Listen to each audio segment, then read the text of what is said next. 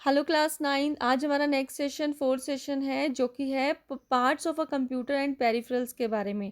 Computer क्या होता है, इसके कितने पार्ट्स होते हैं और पेरिफेरल्स किसको बोला जाता है, ये आज हम इस सेशन में पढ़ेंगे। तो मेन जो कंप्यूटर का आपका टॉपिक है वो इस सेशन से स्टार्ट होगा।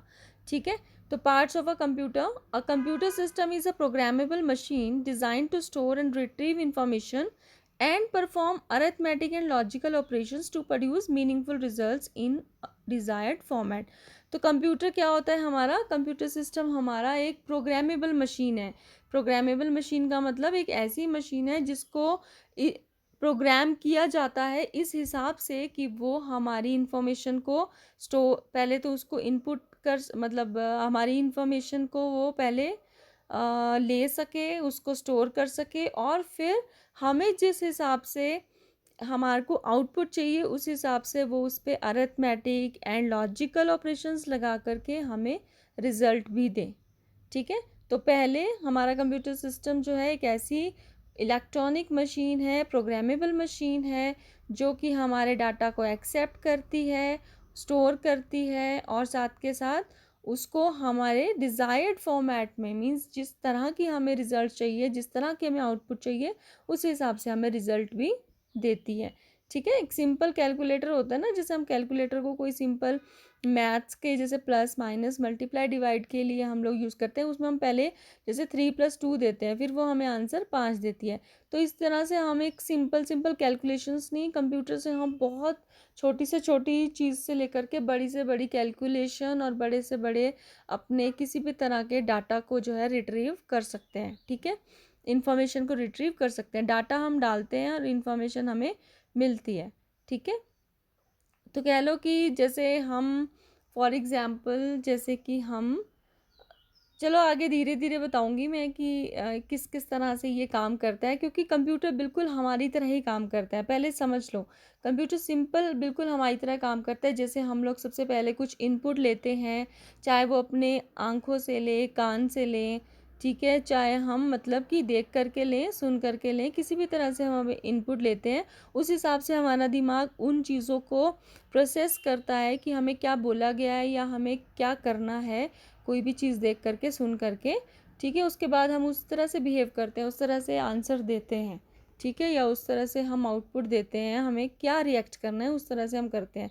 तो कंप्यूटर भी सेम उसी तरह से करता है, बिल्कुल उसी तरह से काम करता है। पहले वो इनपुट डिवाइसेस के थ्रू, जो भी उसकी डिवाइसेस हैं, ऐसी डिवाइसेस जिसके द्वारा हम कंप्यूटर के अंदर डाटा फीड करते हैं, कंप्यूटर पहले इनपुट डिवाइसेस के थ्रू इनपुट लेता है, उसके बाद उन चीज़ों को वो उसके इंस्ट्रक्शंस के अकॉर्डिंग कि हमें कब क्या करना है, इंस्ट्रक्शंस के अकॉर्डिंग उसको प्रोसेस करता है और फिर हमें आउटपुट डिवाइसेस के थ्रू हमारे को आउटपुट दे देता है, रिजल्ट दे देता है।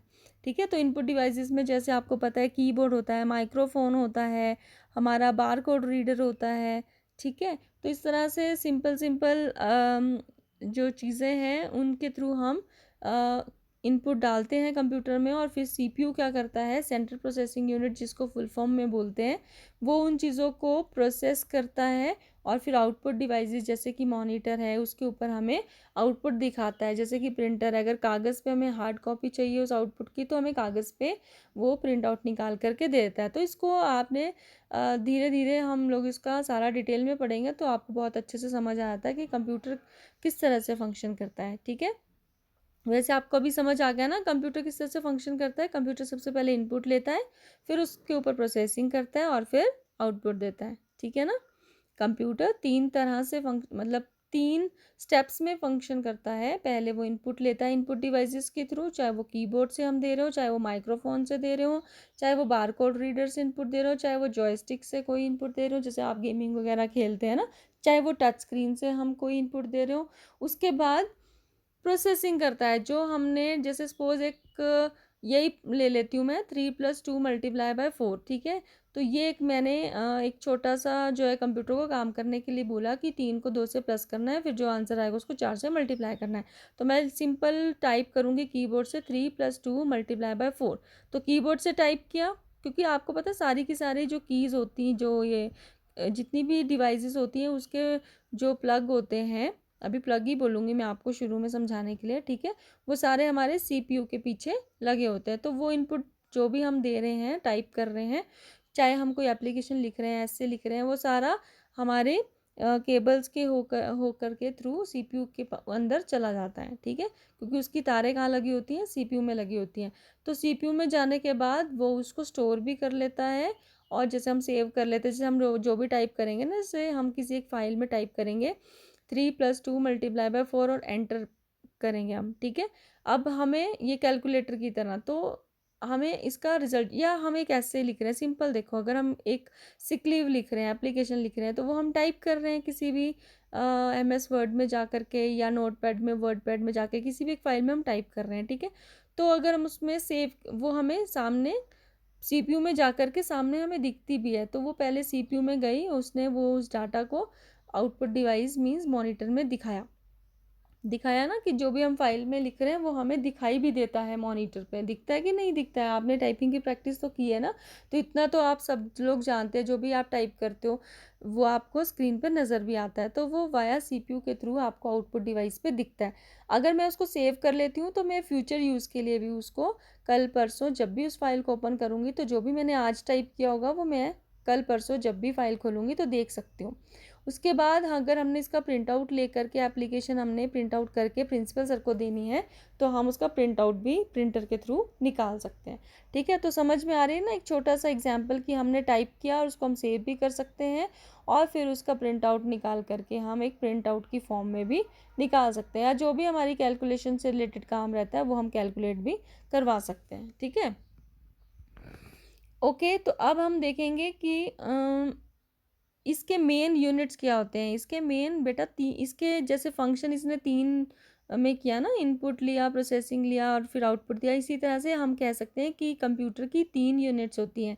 कंप्यूटर की बेसिक 3 यूनिट्स होती हैं, input unit, processing unit and output unit. तो सबसे पहले इनपुट यूनिट क्या हुई, जैसे मैंने आपको बता ही दिया, यहाँ पर लिखा हुआ है आपके इनपुट डिवाइसेस, वो डिवाइसेस जिसके द्वारा कंप्यूटर में हम कोई भी डाटा फीड करते हैं। जैसे कीबोर्ड आपकी एक इनपुट डिवाइस है, जो कि आपके लेटर्स, नंबर्स और कंट्रोल फंक्शंस को इनपुट करवाने के लिए यूज़ की जाती है। माइक्रोफोन आपका एक ऐसा इनपुट, ये कीबोर्ड दिखा रहे हैं, माइक्रोफोन आपका इस तरह से दिखता है। माइक्रोफोन क्या है, it is use to record voice on the computer and communicate. तो माइक्रोफोन क्या है, एक ऐसा इनपुट डिवाइस है जो कि आपकी आवाज़ को रिकॉर्ड करने में मदद करवाता है। फिर इसी तरह से बार कोड स्कैनर है, यहाँ पर नीचे आएगा, यहाँ पर भी इनपुट डिवाइस में यहाँ दिखा रहा है bar code scanner. Bar code scanner क्या करता है, आपने देखे हैं कि कोई भी हम प्रोडक्ट खरीदते हैं उसके पीछे कुछ लाइंस दी होती है, पैरेलल लाइंस दी होती हैं, बहुत सारी लाइंस होती हैं किसी भी प्रोडक्ट के पीछे, जिसमें लाइंस कैसी होती है, कोई पतली होती है, कोई मोटी होती है, तो काफ़ी सारी कम्बिनेशन ऑफ पैरेलल लाइंस होती हैं। जब बार कोड रीडर क्या करता है, बार कोड रीडर भी एक इनपुट डिवाइस है। जैसे हम किसी आइटम के ऊपर, आपने देखा होगा रिटेल शॉप्स में हम जाते हैं, किसी भी शॉप में हम जाते हैं जो एडवांस शॉप्स हैं, ऐसे नहीं है, जैसे हमारे घनाटी में ही है वो V3 है ना, जो रामदेव का सामान भी जहाँ पर मिलता है, तो हमारा वहाँ पर आप देखना V3 में, या कभी आप गए होंगे आपने देखा होगा, वहाँ पे बार कोड रीडर होता है, वो भी उसकी भी तार कहाँ लगी होती है, सीपीयू में लगी होती है। तो जो जैसे ही वो किसी भी आइटम के बार्स बार्स मीन्स वो जो लाइनें लगी होती हैं उसके ऊपर उसको ले जाते हैं, तो वो स्कैन कर लेता है।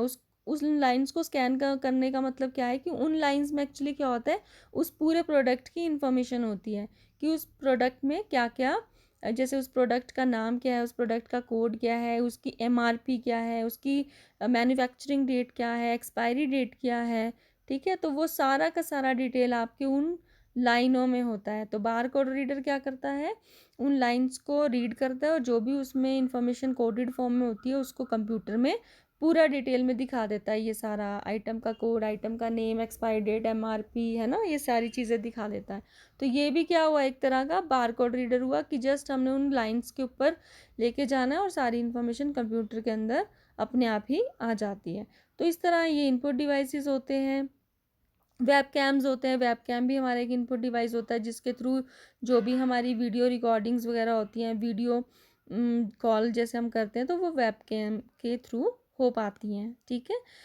अब for example if you fill an admission form for a college you can scan it and then email it to the college instead of sending the actual form by post. For example आपने कोई एक किसी college में या किसी school में admission लेना है, ठीक है, तो आप एडमिशन फॉर्म को भरते हो और उसको स्कैन करके उनकी ईमेल आईडी पे आप भेज सकते हैं, रादर कि आप वहाँ पर जाएं और फिर उस पर्टिकुलर स्टेट में या उस पर्टिकुलर सिटी में जाएं और फिर उस कॉलेज में जा कर के आप वहाँ पे सबमिट करें। आप घर बैठे बैठे भी ये काम कर सकते हो, ठीक है।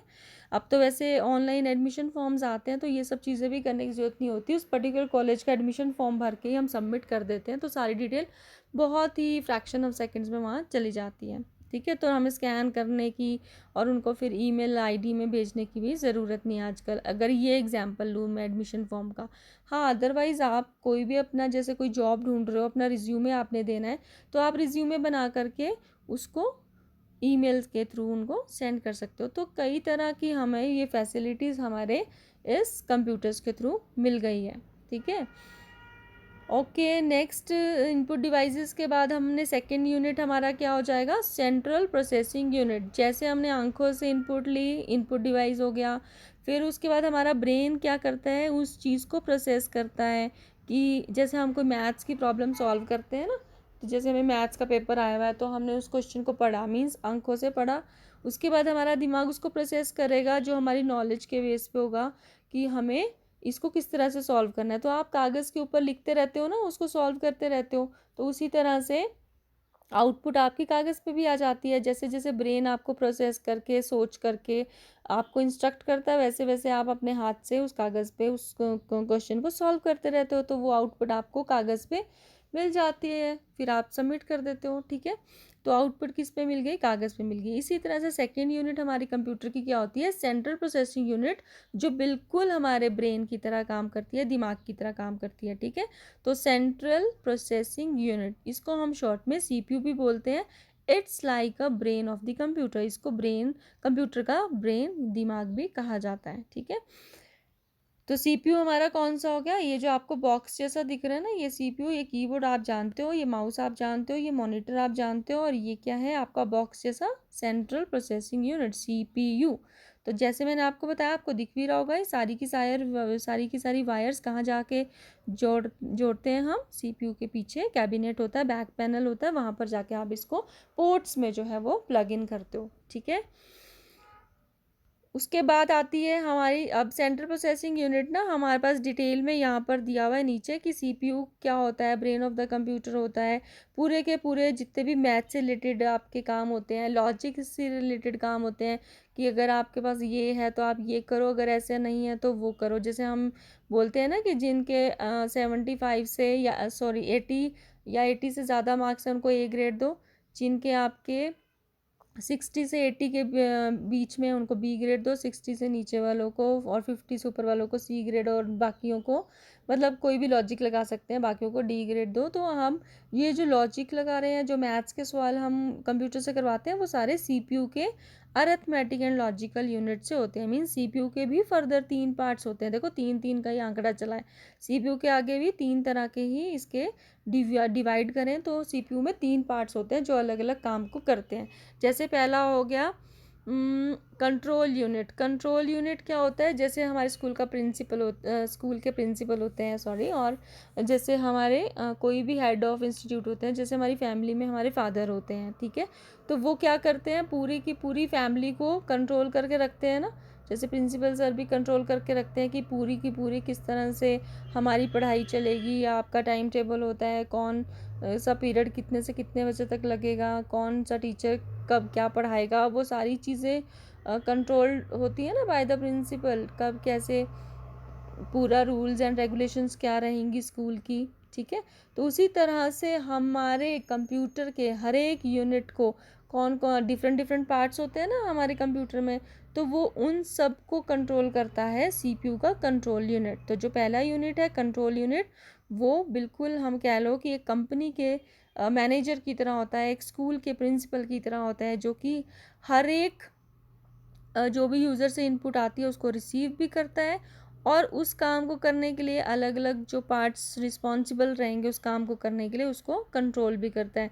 सपोज़ जैसे हमने कोई एक प्रिंट आउट की कमांड दी, तो उस टाइम वो प्रिंटर को कमांड देगा कि आप अब प्रिंट आउट निकालो, ऑर्डर करेगा, ठीक है।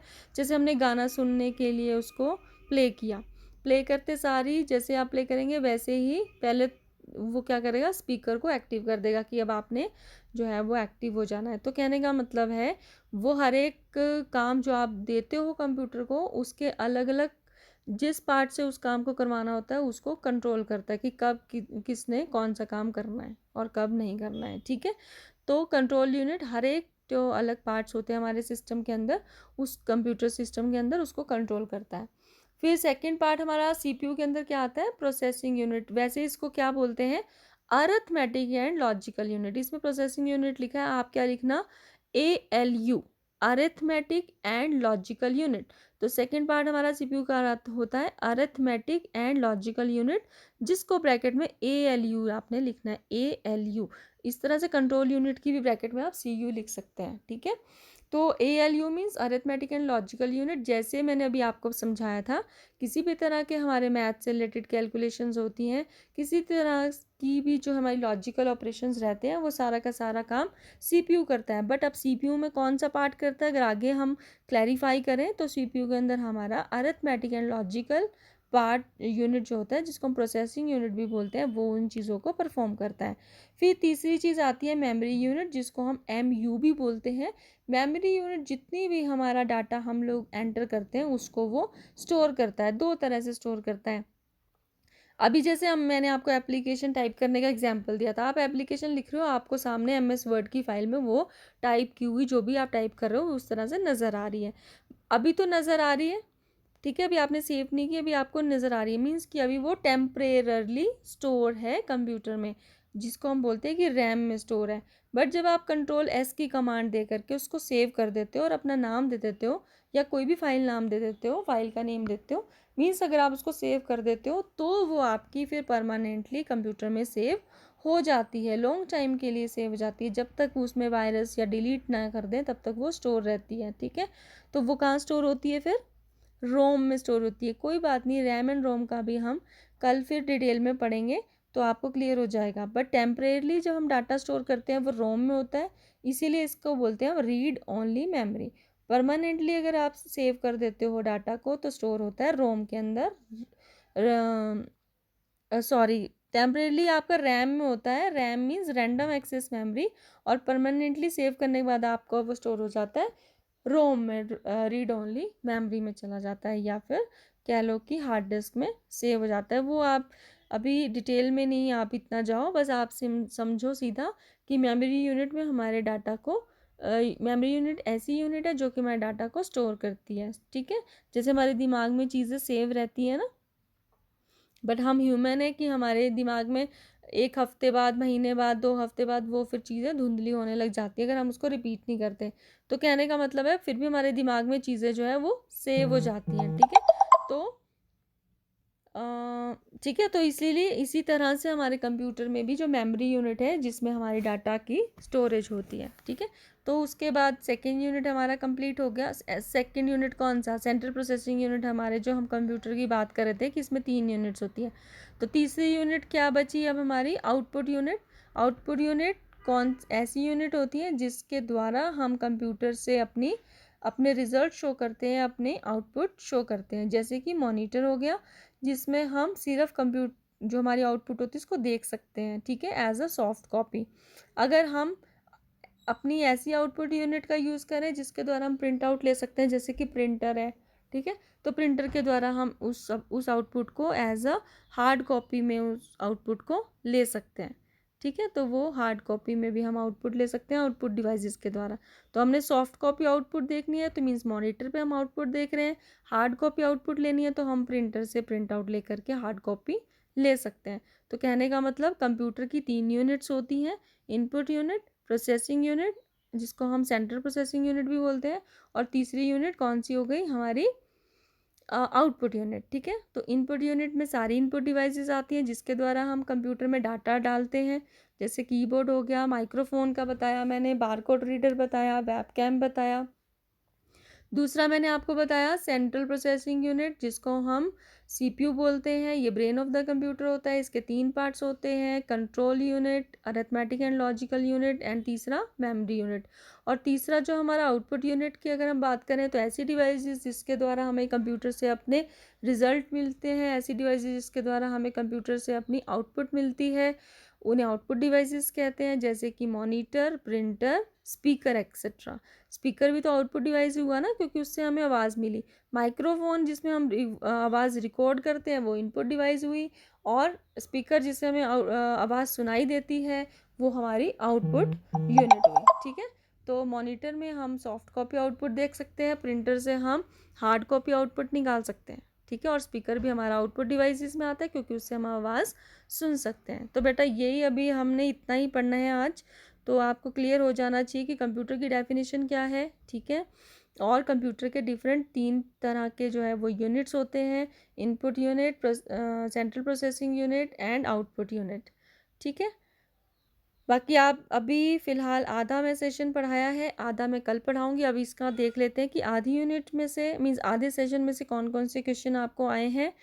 तो पहला multiple choice question, which of the following units makeup the CPU, choose and tick all the correct options. Processing unit, input unit, memory unit, control unit and output unit. बेटा इसमें question में पूछा कि कौन कौन सी यूनिट्स आपकी इन पांचों में से हैं जो कि आपके सीपीयू को बनाती हैं। तो इसमें पहला आंसर आएगा सीपीयू में, देखो प्रोसेसिंग यूनिट। ठीक है, जिसको मैंने आपको बोला कि क्या लिखना है, अरिथमेटिक एंड लॉजिकल यूनिट। ठीक है, तो ए भी इसका आंसर सही है, इसका आंसर और क्या सही है, सी भी ठीक है, मेमोरी यूनिट, और डी भी ठीक है, कंट्रोल यूनिट। तो इसके आंसर में आप 3 चीज़ें लिखोगे, processing unit comma memory unit comma control unit. हमने किस तरह से इसको पढ़ा था, कंट्रोल यूनिट पढ़ा था ना फर्स्ट पार्ट इसका, सेकंड पढ़ा था हमने ALU, arithmetic and logical unit, और तीसरा पढ़ा था हमने, क्या पढ़ा था तीसरा, हमने मेमोरी यूनिट पढ़ाई थी। ठीक है, तो आपने इसमें A, C और D 3 आंसर करने हैं। ठीक है, second question, which of the following are the names of ports in a computer. ये भी आपने पढ़ा नहीं है, बट आपने अब क्योंकि क्वेश्चन आंसर साथ साथ में ही करने हैं, तो मल्टीपल चॉइस क्वेश्चन कौन सा आप अलग से करोगे फिर। तो मैं आपको इसका बताती हूँ, आप अभी आंसर कर लो, बाकी कल मैं इसको समझा दूंगी कि कौन कौन से पोर्ट्स होते हैं। देखो इसमें HDMI input, VGA, USB, Ethernet. इसमें आपका एक इनपुट को छोड़ करके बाकी सारे पोर्ट्स के नाम है। HDMI भी आपका एक पोर्ट का नाम है, VGA भी आपका एक पोर्ट का नाम है, USB भी, और ईथरनेट भी आपके पोर्ट्स के नाम है। तो आपने ACDE, आपने ACDE ये 4 जो है वो आंसर में लिखने हैं। अगला question, there is a talent contest in your town, for participating in audition you have to send a recording of a song. बेटा इसमें क्वेश्चन है कि आपके गांव में या शहर में क्या है, एक टैलेंट कॉन्टेस्ट है, जिसमें पार्टिसिपेट करने के लिए ऑडिशन में आपको एक गाना रिकॉर्ड करके भेजना है। तो what would you connect to your computer to record your song. आप अपने कंप्यूटर में क्या इनमें से नीचे दी हुई चीज़ों में से क्या कनेक्ट करोगे कि अगर आपको कोई अपना गाना रिकॉर्ड करना हो तो कीबोर्ड, माइक्रोफोन, स्कैनर, माउस। क्या आंसर होगा इसका, माइक्रोफोन। बी आंसर होगा इसका, क्योंकि microphone is use to record our sound, record our, जिसको बोलते हैं आवाज़ को रिकॉर्ड करने के लिए। ठीक है, तो आवाज़ मीन्स गाना रिकॉर्ड करना है हमें, वो आवाज़ में आएगा। तो रिकॉर्डिंग के लिए हमारी आवाज़ को हम क्या इंस्टॉल करेंगे अपने कंप्यूटर में, क्या प्लग इन करेंगे, हम करेंगे माइक्रोफोन को अटैच। ठीक है, तो इसका आंसर होगा B. Next short answer question है, देखो इसमें कुछ इनपुट आउटपुट डिवाइसेस दे रखी हैं, आपको इसका पर्पस लिखना है कि हम इसको क्यों यूज़ करते हैं। सबसे पहला है माइक या माइक्रोफोन। ठीक है, माइक भी बोलते हैं, माइक्रोफोन भी बोलते हैं। सेकंड है स्कैनर, तीसरा है कैमरा, बारकोड रीडर है चौथा, और पांचवा है प्रिंटर, और उसके बाद है स्पीकर। ठीक है, इसको मैंने अभी डिटेल में आपको नहीं पढ़ाया है, तो अभी आप इसको रहने दो, मैं कल आपको बताऊंगी। तो आप करने इसका शॉर्ट आंसर क्वेश्चन कल करना है, आज नहीं करना। तो आपने मल्टीपल चॉइस क्वेश्चन कर लेने, और जो एक क्वेश्चन आपने करना है वो ये करना है, what is a computer and what are its different units. What is a computer, question mark, what are its different units. तो आपने आंसर लिखना है, पहले कंप्यूटर की डेफिनेशन आपने लिख लेनी है।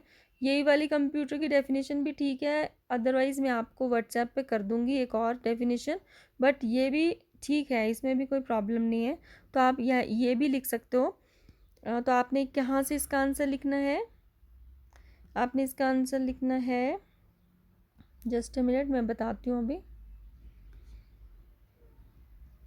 A computer system is a programmable machine designed to store and retrieve information and perform arithmetic and logical operations to produce meaningful results in desired format. ठीक है, तो ये तो होगी कंप्यूटर की डेफिनेशन। ठीक है, a computer system is a programmable machine design to store and retrieve information and perform arithmetic and logical operations to produce meaningful results in desired format.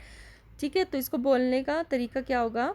A computer system is a programmable machine designed to store and retrieve information and perform arithmetic and logical operations to produce meaningful results in desired format. तो ये definition आपने मुझे याद करके एक छोटा सा video clip बनाना है और मुझे व्हाट्सएप पे सेंड करना है इस डेफिनेशन को याद करके। ठीक है, उसके बाद आपने लिखना है it consist of three it consist of three main units. Number one input unit, पहले यही लिख दो ना, it consist of three main units, input unit, central processing unit, CPU and output unit. ठीक है, इतना सा आपने एक पैराग्राफ लिख दिया। उसके बाद आपने क्या लिखना है? नंबर वन डालोगे और फिर क्या लिखोगे? Input device. ठीक है, फिर आप लिखोगे an input device is used to enter information into computer.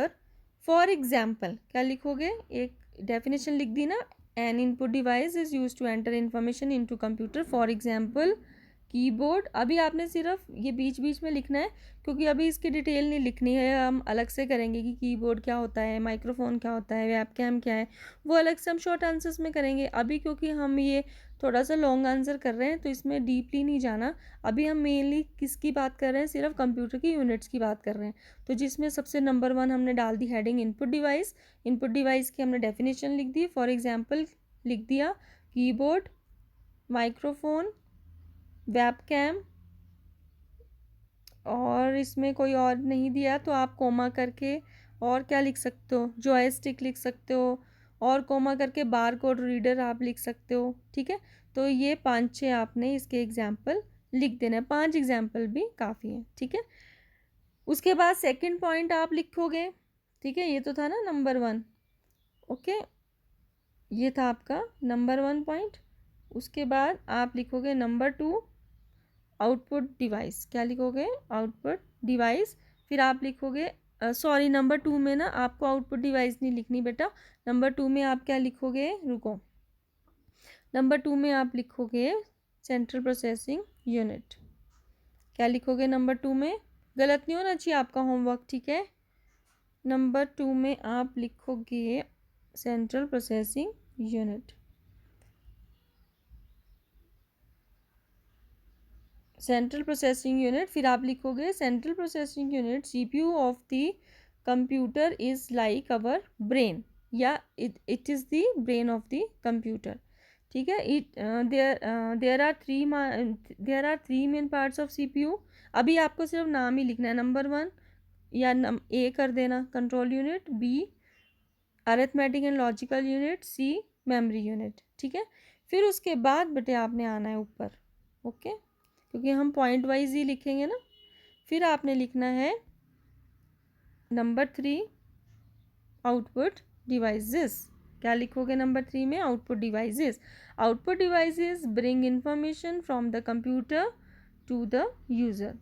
Okay, output devices bring information from the computer to the user. और इसमें आपने और कुछ नहीं लिखना। फिर लिखना आपने for example monitor, comma, printer and speaker. बस इतना सा आपने इसको आंसर में लिखना है। ठीक है, ये देखो प्रिंटर आ गया ना यहाँ पर, प्रिंटर और स्पीकर मैंने आपको बताया, यहाँ पे नहीं दिया, यहाँ से लिख लेना स्पीकर। ठीक है, बस आपने एग्जाम्पल ही लिखने हैं, बाकी इसकी कोई अभी फ़िलहाल ज़्यादा डिटेल नहीं लिखनी। बस यही आपका आंसर होगा फर्स्ट।